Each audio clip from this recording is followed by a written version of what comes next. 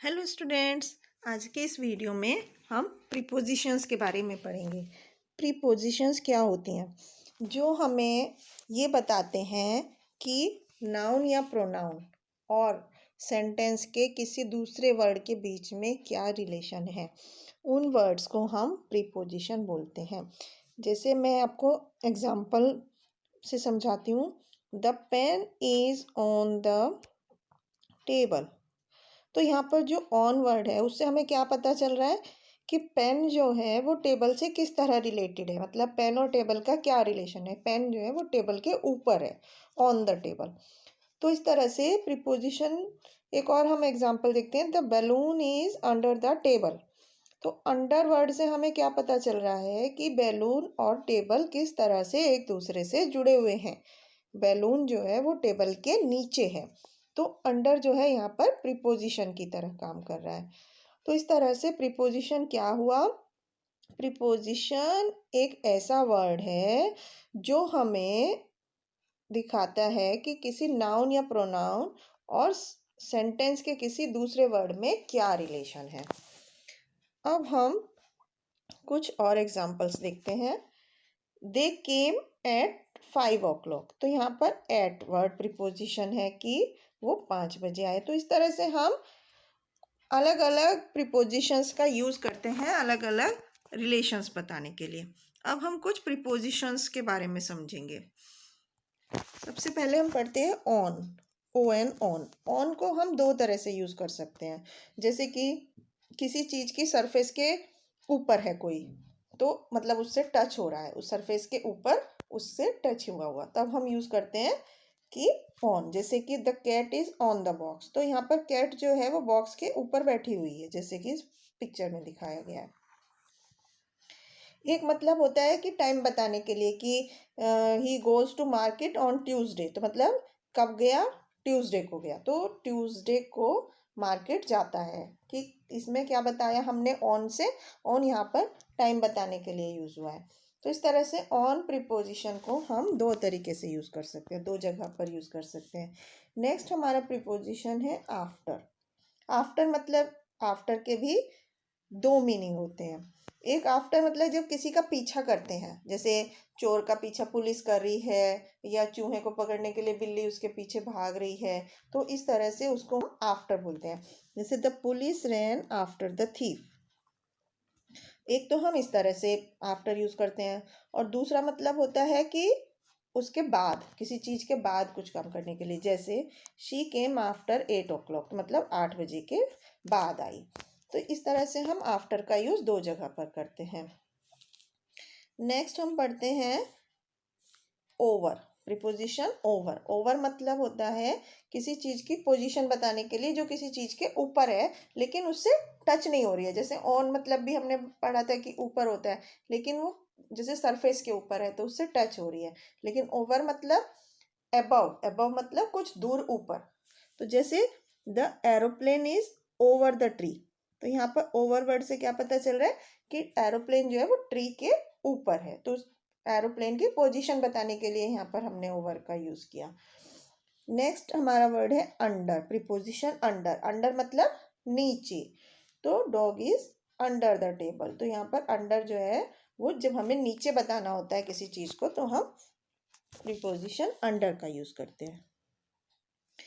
Next हम पढ़ते हैं कि एक अंडर का मीनिंग ये भी होता है कि कोई किसी के अंदर का, मतलब किसी के कोई बॉस है और कोई उसके अंदर सुपरवाइज अंदर काम कर रहा है। मतलब जैसे टीचर होती है स्कूल में तो प्रिंसिपल के अंडर में काम करती है। प्रिंसिपल उनको इंस्ट्रक्शंस देते हैं, उसके अकॉर्डिंग वो काम करती हैं। या ऑफिस में बॉस होता है, उसके अंदर एम्प्लॉयज़ काम करते हैं। तो इस तरह से एक अंडर वो वाला भी होता है। तो अंडर वर्ड के दो मीनिंग हो गए, एक तो नीचे बताने के लिए और एक उसके नीचे की पोजिशन बताने के लिए। तो जैसे teacher is under the principal, तो यहाँ पर अंडर वर्ड का दूसरा मीनिंग हो गया। यहाँ नीचे मतलब किसी पेड़ के नीचे वाला नीचे नहीं, ये यहाँ पर किसी पोजीशन रैंकिंग में नीचे वाला मतलब होता है। नेक्स्ट प्रीपोजिशन है एट। एट मतलब होता है पर, कहाँ पर।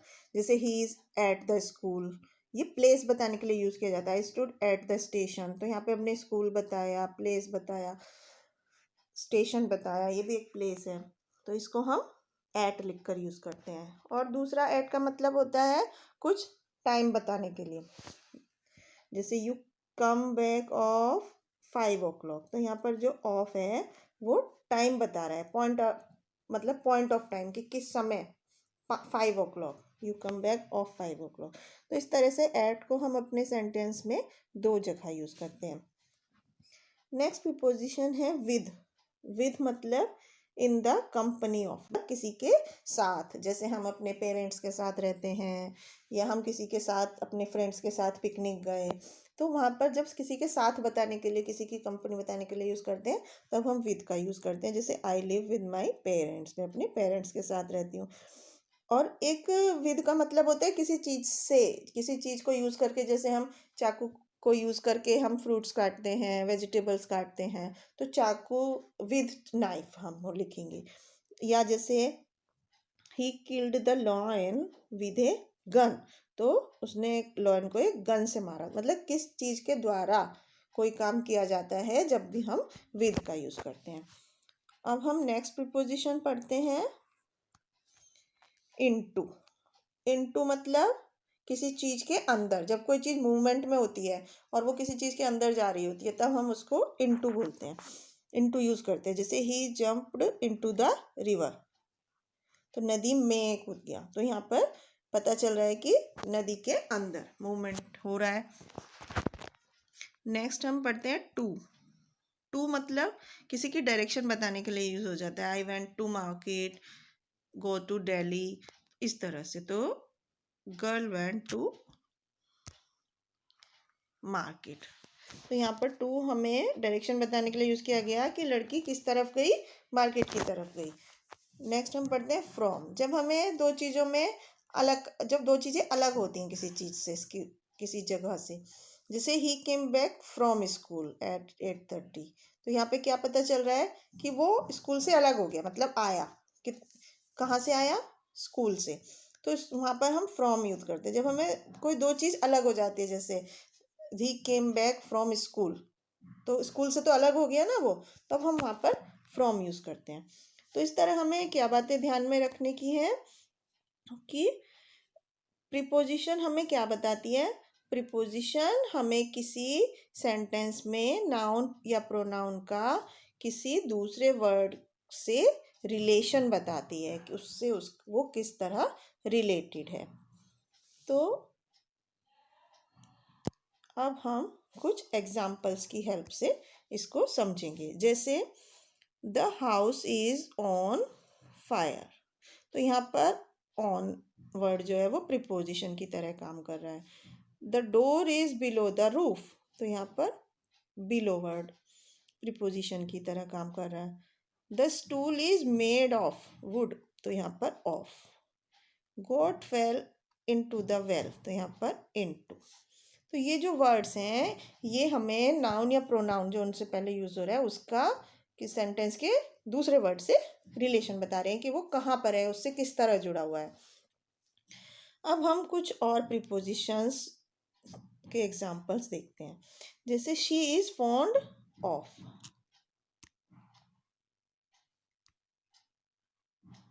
She is fond of music. Listen to me, we shall play for an hour. The map is at the wall.